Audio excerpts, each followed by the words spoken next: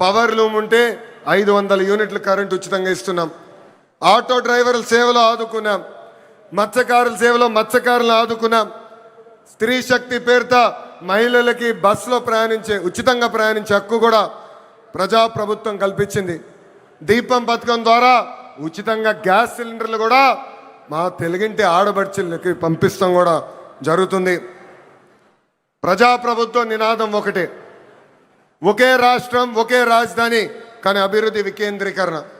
ఇప్పుడే మాధవ్ గారు చెప్పినట్లు భారతదేశంలో 100 రూపాయలు పెట్టుబడులు వస్తే దాంట్లో 25 రూపాయలు ఆంధ్ర రాష్ట్రాన్ని ఎత్తుకుంటూ వస్తుంది. ప్రజలందరూ ఒక్కసారి ఆలోచించాలి. గూగుల్ ఆర్సిలర్ మిత్తల్ ఉత్తరాంధ్రకి తీసుకెళ్ళాం, రాజధాని క్వాంటమ్ కోస్తాంధ్రకి తీసుకొచ్చాం. ఏకంగా ఫైటర్ జెట్లు రాయల్ ఎన్ఫీల్డ్ ఈరోజు రాయలసీమకి తీసుకొచ్చిన ఘనత ఒక ఎన్డీఏ ప్రభుత్వాన్ని. మనది గొడ్డలి, మనది గూగుల్, వాళ్ళది గొడ్డలి. మంది ఫైటర్ జెట్, వాళ్ళది ఫ్యాక్షన్. మంది కియా, వాళ్ళది కిడ్నాప్. మంది క్రెడిబిలిటీ, వాళ్ళది క్రిమినాలిటీ. మంది డెవలప్మెంట్, వాళ్ళది డిస్ట్రక్షన్. మంది బుల్లెట్ అవుతే వాళ్ళది బూతులు. మనం మహిళలకి 33% రిజర్వేషన్ ఇస్తే ఏకంగా తల్లిని చెల్లిని మెడబట్టి బయటికి గంటేసిన చరిత్ర ఆ గొడ్డలి పార్టీది. ప్రజలందరూ ఒక్కసారి ఆలోచించాలి. జగన్ ఆయన పేరులో జీ చూసి జెన్జీ అనుకుంటున్నాడు. జగన్ పేరులో ఉన్న జీ గొడ్డలి, అందుకే ఆ పార్టీకి గొడ్డలి పార్టీ అని ఈరోజు పేరు పెడతాం జరిగింది. జగన్కి సిసిడి జబ్బు ఉందండి. సిసిడి అంటే ఏంటో తెలుసా? క్రెడిట్ చోరీ జబ్బు, క్రెడిట్ చోరీ డిసార్డర్. ఏకంగా పేపర్లో వార్తలు వచ్చినాయి, ఆంధ్ర రాష్ట్రానికి ఆర్సిలర్ మిత్తల్ ప్రాజెక్ట్ వస్తుందని. ఆయన ప్రెస్ మీట్ పెట్టి ప్రాజెక్ట్ రావట్లేదు, పక్క రాష్ట్రానికి వెళ్తుందని చెప్పారు. గౌరవ ముఖ్యమంత్రి గారు, ఉప ముఖ్యమంత్రి గారు ఆ ప్రాజెక్ట్కి శంకుస్థాపన వేస్తే లేదు నేనే ఆ ప్రాజెక్ట్ని తీసుకొచ్చానని ప్రెస్ మీట్లో చెప్పే పరిస్థితి మనందరం చూసాం.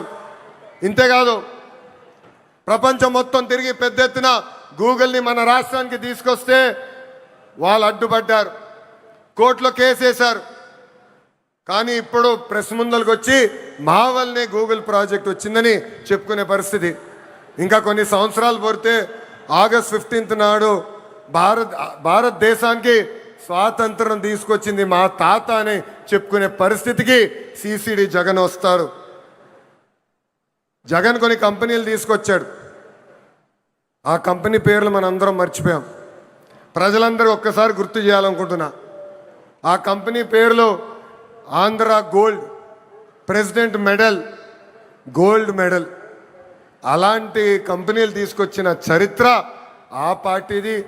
Google, Arcelor Mittal, royal Enfield, fighter jet తయారు చేసిన పరిశ్రమలు తీసుకొచ్చిన చరిత్ర మా ఎన్డీఏ ప్రభుత్వాన్ని. చిన్నప్పుడు 10th క్లాస్ పేపర్ లీక్లో టీచర్లు జగన్ని చితకబాదారంట. అందుకే టీచర్లు చూస్తే ఆయన చాలా కోపం, కక్ష. అధికారంలో ఉన్నప్పుడు మద్యం షాపుల ముందల కాపులాగా నిలబెట్టారు ఆయన టీచర్ని. ఏకంగా మనం డిఎస్సి విడుదల చేస్తే 226 కేసులు ఆ డిఎస్సి పైన వేశారు. ఎవరు ఊహించిన విధంగా 150 రోజుల్లో 16,347 పోస్టులు భర్తీ చేసిన ఘనత మన ఎన్డీఏ ప్రభుత్వాన్ని. నిన్న ప్రెస్ మీట్ నేను చూసా. జగన్ నన్ను ప్రశ్నించట్లేదు, గౌరవ ముఖ్యమంత్రి చంద్రబాబు నాయుడు గారిని ప్రశ్నించట్లేదు, ఆంధ్ర రాష్ట్ర ప్రభుత్వాన్ని ప్రశ్నించట్లేదు. రాజ్యాంగం రాసిన అంబేద్కర్ గారిని ప్రశ్నిస్తున్నారు, రిజర్వేషన్ని ప్రశ్నిస్తున్నారు, రాజ్యాంగాన్ని ప్రశ్నిస్తున్నారు. అందుకే ఈ సభాముఖంగా జగన్కి నేను హెచ్చరిక జారీ చేస్తున్నా. మీరు ఎన్ని జన్మలు ఎత్తినా డిఎస్సి పూర్తి చేసి ఇచ్చిన హామీ నిలబెట్టుకున్న ఘనత మాది. మళ్ళీ డిఎస్సి నిర్వహిస్తాం. నిరుద్యోగ యువకులకి పెద్ద ఎత్తున ఉద్యోగాలు కల్పించే బాధ్యత ప్రజాప్రభుత్వం తీసుకుంటుంది. ఈ జగన్కి కనీసం దేశభక్తి అన్న కూడా లేదు. మేమందరం పోరాడి పెద్ద ఎత్తున సాగర్ డిఫెన్స్ అన్న పరిశ్రమని ఆంధ్ర రాష్ట్రానికి తీసుకొచ్చాం. వాళ్ళు ఏకంగా భారతదేశం డిఫెన్స్ కోసం బోట్లు తయారు చేసే పరిశ్రమ. కావల్లో కనీసం 1000 మంది మత్స్యకారుల పిల్లలకి ఉద్యోగాలు ఇచ్చే పరిశ్రమను మేము తీసుకొస్తే ఏకంగా వాళ్ళపైన ఆరోపణలు చేసి ఆ పరిశ్రమను కూడా తిప్పి పంపించాలని ప్రయత్నించారు. ఇప్పుడు విశాఖ ఉక్కు పైన కూడా మాట్లాడుతున్నారు. 2 సార్లు విశాఖ ఉక్కు సంక్షోభంలో పడితే ఆ ఉక్కు ఫ్యాక్టరీని కాపాడిన ఘనత చరిత్ర ఒక ఎన్డీఏ ప్రభుత్వాన్ని. ఆనాడు ప్రధానిగా నరేంద్ర మోడీ గారు, ముఖ్యమంత్రిగా చంద్రబాబు నాయుడు గారు ఇద్దరు కలిసికట్టుగా పోరాడి విశాఖ ఉక్కుని ఒక్కసారి కాపాడారు. దాని ముందల వాజ్పేయి గారు ప్రధానమంత్రిగా ఉన్నప్పుడు, చంద్రబాబు నాయుడు గారు ముఖ్యమంత్రిగా ఉన్నప్పుడే మళ్ళీ విశాఖ ఉక్కుని మనం కాపాడుకుంటాం జరిగింది. మన విశాఖ ఉక్కులో ఒక యాక్సిడెంట్ జరిగింది. 9 మంది కార్మికులు చనిపోయారు. యాక్సిడెంట్ జరిగిన 3 గంటల్లో హోంమంత్రి గారు అక్కడికి వెళ్ళారు. 6 గంటల్లో కేంద్ర ఉక్కు శాఖ మార్చులు వచ్చారు. 12 గంటల లోపల ఏకంగా గౌరవ ఉప ముఖ్యమంత్రి గారు నేను కూడా వెళ్తాం జరిగింది. అక్కడ కార్మికులు కలిసాం, చనిపోయిన కుటుంబాలని పరామర్శించాం. వాళ్ళకి ఒకటే హామీ ఇచ్చాం, కేవలం డబ్బులు ఇచ్చి చేతులు దులుపుకునేదానికి రాలేదు, శాశ్వతంగా మీ కుటుంబానికి అండగా నిలబడడానికి మేము వచ్చామని చెప్పాం.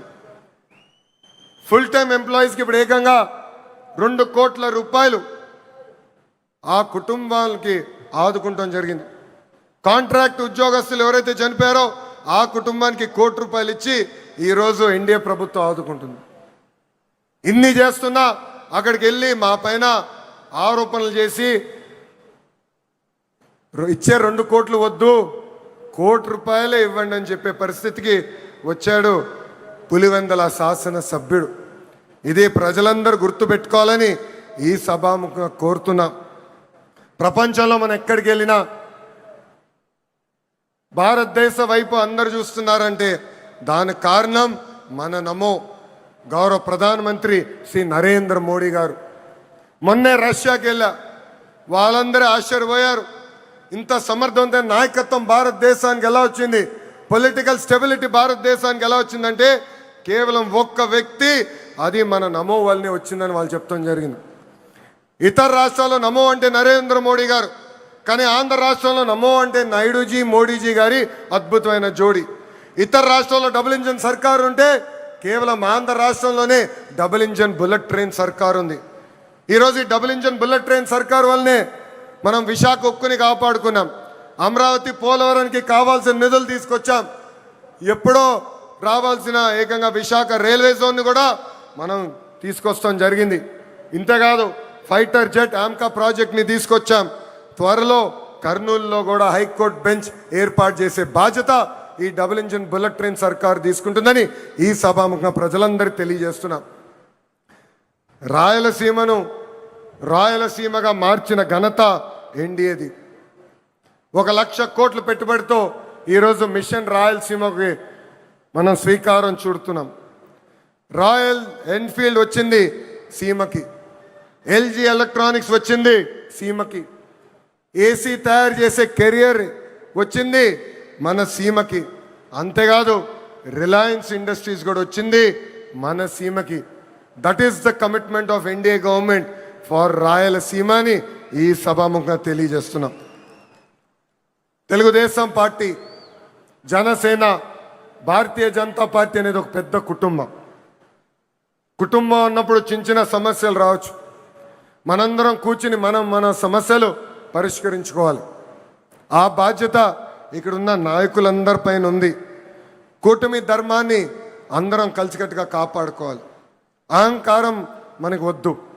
అహంకారం వస్తే ఏమవుతుందో మనందరం చూసాం. 151 స్థానాలు 11 అయినాయి. ఇది మనందరం గుర్తుపెట్టుకొని ప్రజల్లోకి వెళ్దాం, ప్రజల్లో చైతన్యం తీసుకొద్దాం, ప్రజలకి అండగా నిలబడదామని ఈ సభాముఖం మిమ్మల్ని అందరినీ నేను కోరుతున్నా. ప్రజాప్రభుత్వం కొనసాగింపు అనేది చాలా చాలా అవసరం. మనం చూసాం, ఒక గుజరాత్, ఒక ఒరిస్సాలో వరుసగా ఒకే ప్రభుత్వ అధికారంలోకి వచ్చగల ఎంత అభివృద్ధి చెందినాయో. పెద్ద ఎత్తున పెట్టుబడులు వచ్చినాయి, పెద్ద ఎత్తున రోడ్లు వేసుకున్నారు, కరెంట్ ఛార్జీలు తగ్గించుకున్నారు, ముందరికెళ్ళారు. కానీ ఆంధ్ర రాష్ట్రంలో 2014 నుంచి 19 వరకు ఎన్డీఏ ప్రభుత్వం, దాని తర్వాత గొడ్డలి పార్టీ ప్రభుత్వం వచ్చిన తర్వాత మనం ఎంత నష్టపోయామో మనందరూ తెలుసు. దయచేసి ఇది మనందరం గుర్తుపెట్టుకోవాలి. ప్రభుత్వం కొనసాగింపు అనేది ఎందుకు అవసరమో ప్రజలందరి దగ్గరికి వెళ్ళి చెప్పాలని ఇక్కడున్న కార్యకర్తలందరినీ నేను కోరుకుంటున్నాను. నేను ఫైనల్గా చెప్పేది ఒకటే, ఎన్డీఏతో వికాసం, గొడ్డలి పార్టీతో విధ్వంసం. గొడ్డలి పార్టీ రాష్ట్రానికి హానికరమని మనం తొక్కిన ప్రతి గడపకి చెప్పాలని ఈ సభాముఖం మిమ్మల్ని అందరినీ కోరుకుంటూ, నాకింత అద్భుతమైన అవకాశం ఇచ్చిన ప్రజలందరికీ పేరు పేరున నా హృదయపూర్వక ధన్యవాదాలు తెలుపుకుంటూ మీ అందరి దగ్గర నుంచి సెలవు తీసుకుంటున్నాం. చంద్రబాబు నాయుడు గారి నాయకత్వం, చంద్రబాబు నాయుడు గారి నాయకత్వం, పవన్ అన్న నాయకత్వం, పవన్ అన్న నాయకత్వం, నరేంద్ర మోడీ గారి నాయకత్వం, నరేంద్ర మోడీ గారి నాయకత్వం. జోహార్ అన్న ఎన్టీఆర్.